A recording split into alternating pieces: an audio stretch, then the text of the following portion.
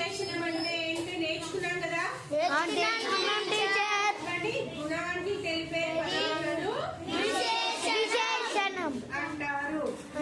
మరి నువ్వు కింది వాక్యాలలో విశేషణాలను గుర్తించి మరి వాటి కింద గీతలు గీయండి. ఓకేనా?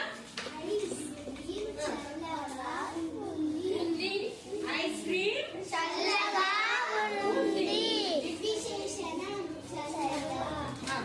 నెక్స్ట్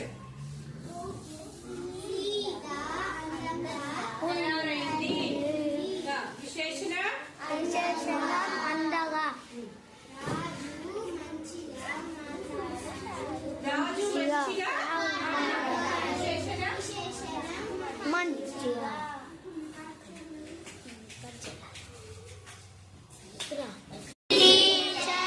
విశేషణం అంటే ఏంటో నేర్చుకున్నాం కదా. టీచర్